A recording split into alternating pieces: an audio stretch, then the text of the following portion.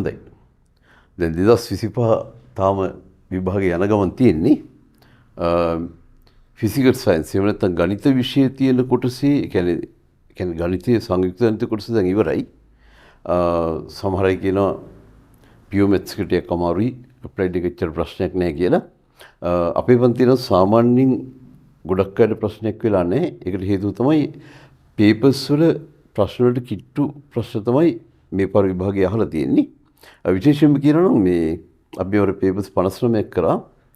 අන්තිම පේපර් එකේ මට හිතුණා අභ්‍යුහනේ සාමාන්‍ය අභ්‍යුහනේ තියෙනවනේ ගණන් අහන්න පුළුවන් වර්ග ක්‍රමාරූපී දෙකක් කාලෙකින් අහලා නැහැ. අවුරුදු මම හිතන්නේ 23කින් වගේ අහලා නැහැ. ඉතින් ක්‍රමාරූපී තියෙන එකක් දෙන්න ඕන කියලා. ඒ පාර මම මේ අවුරුද්දේ අන්තිම පේපර් එකේ PO එකේ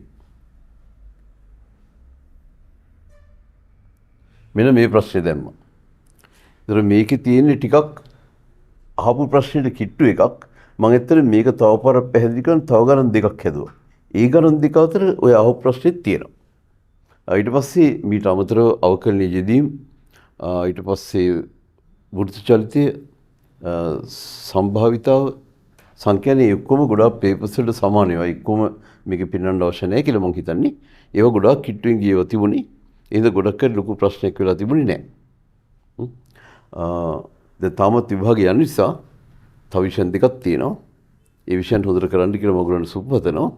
ඒ වගේම මේ පාර මේ වගේ වුණේ එතන 15 ඒ වගේම 21 ඒ වගේ බොහොම කිට්ටුවෙන් යන ප්‍රශ්න කෙරලා තිබුණා. මේ පාර ගොඩක් ඒ වගේව තිබුණා. ඇත්තට මේ පාර තමයි ඒකේ වටිනාකම තියෙන්නේ. මොකද පේපර් එක සාමාන්‍යයෙන් අලුත් ගණන් වලින් සමන්විත පේපර් එකක්. එතකොට ඒකේ දැන් ළමයින්ට හුරුවක් නැහැනේ. දැන් ළමයිගේ දුර්වලතාවයක් නෙමෙයි. දැන් ගොඩාක් පාස් පේපර්ස් කරලා ගියාම අලුත් වගේ ප්‍රශ්න තමයි මේකේ තියෙන්නේ. හැබැයි මේ පුහුණුව නිසා අපේ ළමයින්ට ලොකු ප්‍රශ්නයක් වුණේ නැහැ කියලා මම හිතනවා. ගොඩක් අය හොදට කරලා තිබුණා.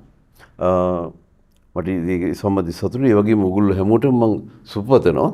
ඉතුරු විෂයන් දෙක හැමෝටම ලංකාවේ සියලුම ශිෂ්‍යයන්ට ඉතුරු විෂයන් දෙක ඉතා හොඳින් කරන්න කියලා. හොඳයි. මොහොත්